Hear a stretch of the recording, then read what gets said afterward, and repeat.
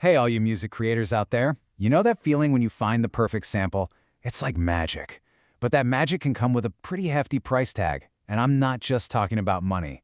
Using samples is, no joke, a legal minefield.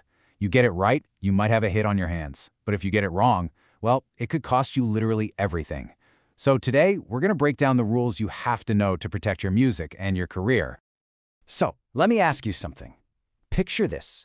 You're deep in a session. Maybe it's late, and you've been grinding on a track for hours. And then you find it.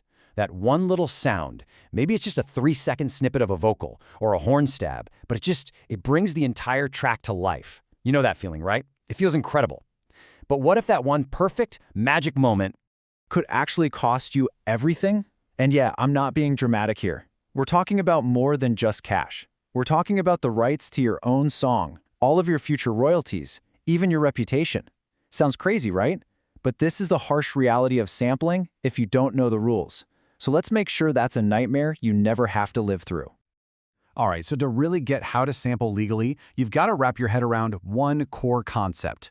I want you to think of every single piece of recorded music out there as a locked box. But here's the trick. It doesn't have one lock, it has two. And you need two completely different keys to open it up and use what's inside. And that whole process of getting the keys, that's called sample clearance. Now, if you only take one single thing away from our chat today, please let it be this. You have to get permission from count 'em, two different copyright owners. I'm going to say it again because it's that important. Not one, two. If you only get one yes, guess what? You're still breaking the law. You are not safe. So who are these two gatekeepers? Well, first up, you've got the master owner. This is the person, or more often, the record label that owns the actual sound recording. You know, the MP3, the WAV file, the thing you actually hear. Then you've got the publishing owner. This is the songwriter and their publisher. They own the underlying composition, the melody, the lyrics, the chords, basically the song as it would exist on a piece of sheet music.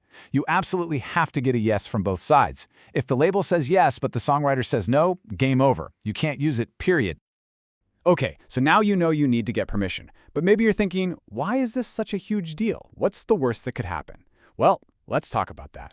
Let's dive into the real-world consequences, starting with what it's going to cost you. And look, these aren't some crazy made-up numbers. For a relatively small sample from an indie artist, you could be looking at an upfront fee of around $2,500. And that word upfront is key. That's money you're paying out of your own pocket before your track has made a single cent. And if you're trying to sample a major artist, oh man, that fee can skyrocket into the tens, even hundreds of thousands of dollars. Fast.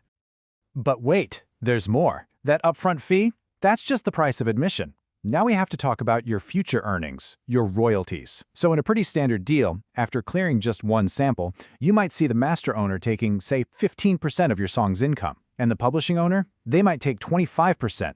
Add that up, and just like that, 40% of your song is no longer yours. It's gone. And remember, that's for a single sample.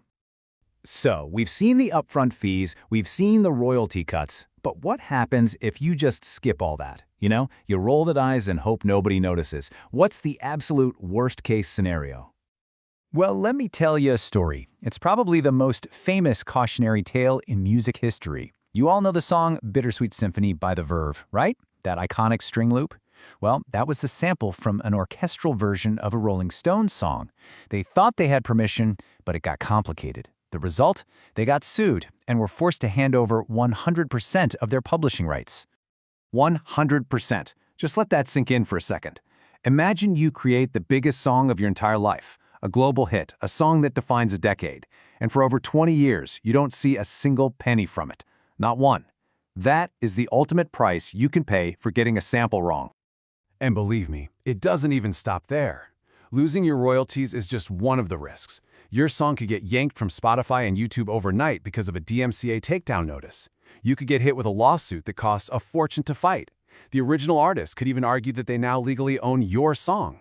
All that creative energy, all those late nights, just gone. Okay, I know that was a lot of doom and gloom. I promise I'm not trying to scare you away from sampling forever, because there is a right way to do this. So let's switch gears and walk through the official step-by-step process for clearing a sample legally.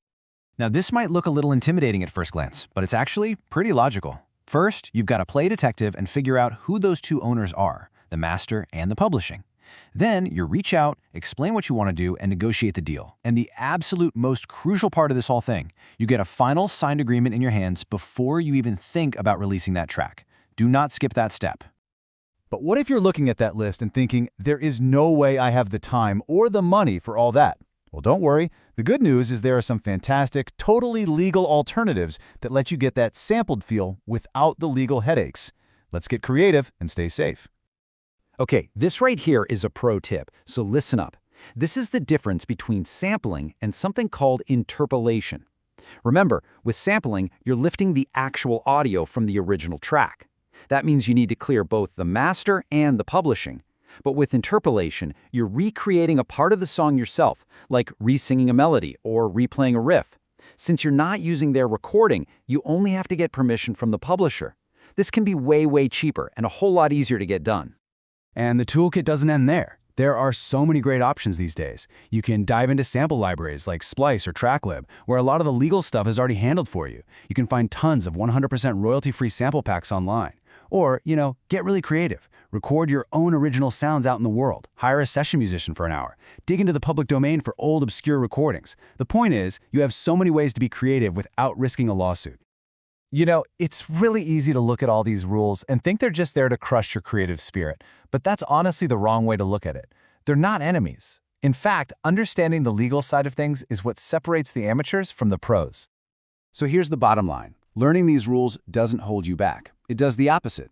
It protects you. It builds a legal fortress around your art so that the music you pour your heart and soul into can actually have a future. It protects your creation and it protects your wallet. So I'll leave you with this one question to ask yourself the next time you find that perfect sound. We know your own unique creativity is priceless. But is that sample? Is it really worth risking it all? Think about it.